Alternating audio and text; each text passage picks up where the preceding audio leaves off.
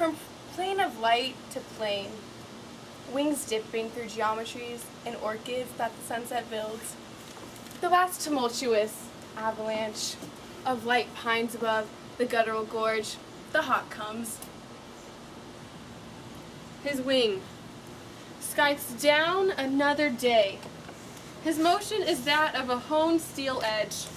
We hear the crashless fall of stalks of time. The head of each stalk is heavy with the gold of our error. Look, look, he is climbing the last light who knows neither time nor error. And under whose eye, unforgiving, the world unforgiven, swings into shadow.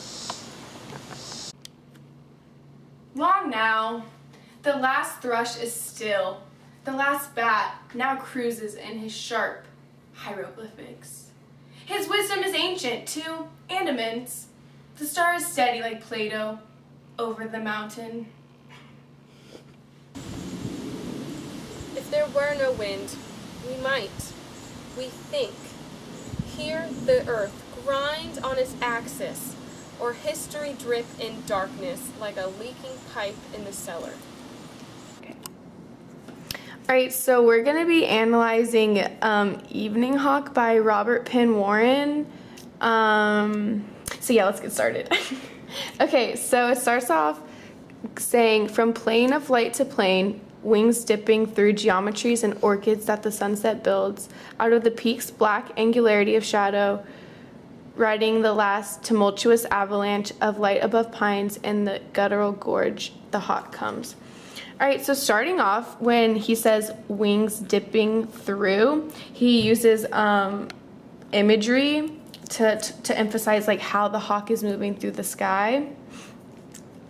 And then he goes on to, or the next thing he uses is personification when he says that the sunset builds, because the sunset cannot do that. And then also he uses personification when he says the shadow is riding the last tumultuous avalanche, because the shadow cannot do that. He also uses bold diction to create a thrilling mood. So words like angularity, tumultuous, guttural. So those words just like are like really bold and strong, and just it kind of like captures the strength of the hawk that he's trying to convey. Okay, next he says, his wings skites down another day. His motion is that of the honed steel edge. We hear the crashless fall of stalks of time.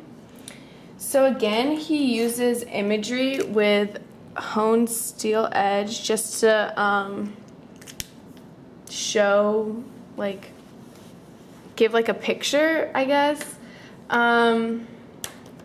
And that is actually a steel edge is a tool used for cutting crops and to cut or to mow. This stanza also has no periods to disrupt like the thought, and it also indicates how the hawk is like flying in a smooth, swift, flowing movement. So Warren doesn't add any periods to like disrupt it.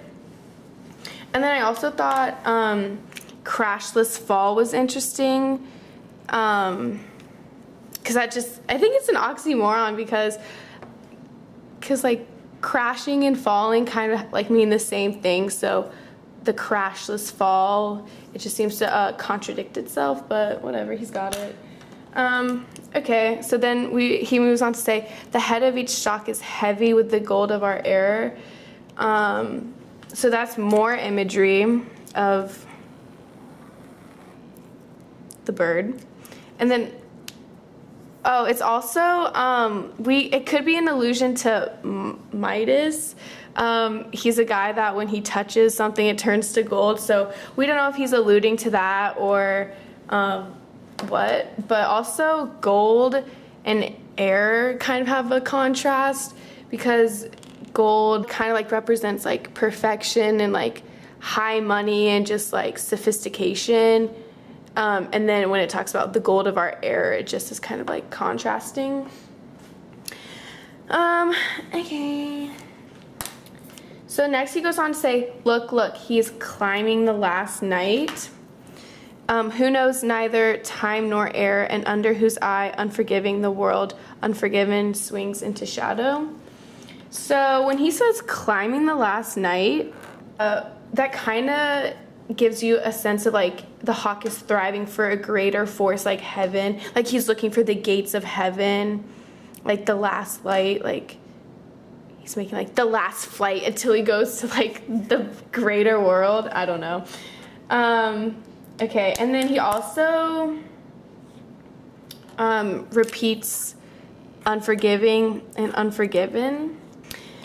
Okay, so when he repeats like the word unforgiving, we kind of saw it as the eye represented like God's eye, and how he's always like watching, and he's like he sees all the sin, and so the world is unforgiven, and that's kind of why like the hawk is flying to heaven, just like to like a better place.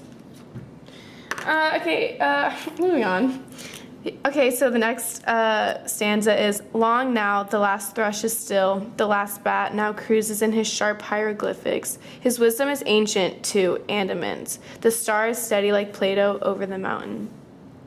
So when he repeats, like he kind of uses like parallel structure for this, because he uses the last thrush, the last bat. I kind of saw that as like a feeling of like ending and like limited, like it's the last one, like it's kind of like rushed. But then he uses words like ancient and immense to talk about or to describe the hawk's wisdom, to kind of portray a sense of like admiration for the hawk's strength and agility. So he just uses that diction to kind of portray that.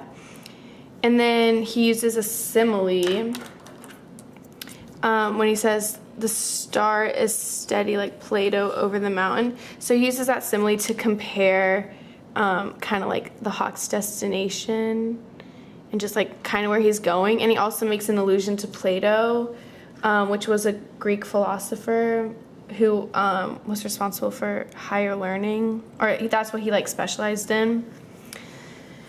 Okay, and then he goes on to say, if there were no wind, we might, we think, hear the earth grind on its axis, or history drip in darkness like a leaking pipe in the cellar.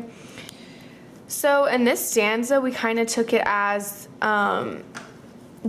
he was putting a really huge emphasis on like the wind being responsible for not being able to hear the earth grind, which you can't even hear anyway. So we kind of took it as the wind was representing like kind of all the noises and like the chaos in the world, and how like it takes away our attention from things.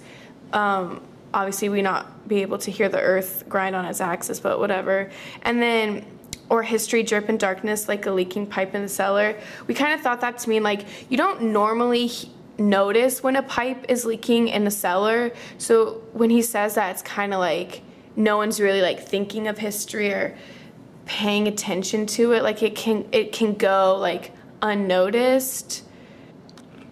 So we're going to use soapstone to analyze this poem. So first of all, the speaker is not really stated in the poem, but we think it's just kind of unknown, or just a broad narrator who is talking about the hawk and its journey.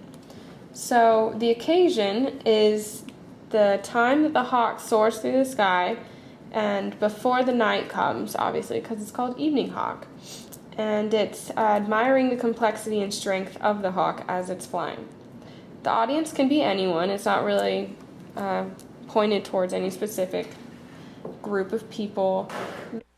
I would just like to point out that that was not a fart. I was ripping some paper towels off because I was dealing with an ant infestation. So yeah. The purpose of this is to show and admire the grace, elegance, and complexity of the hawk. It's established through bold diction and smooth flowing syntax. The subject is the evening hawk and its flight through the sky, and kind of like its journey into heaven.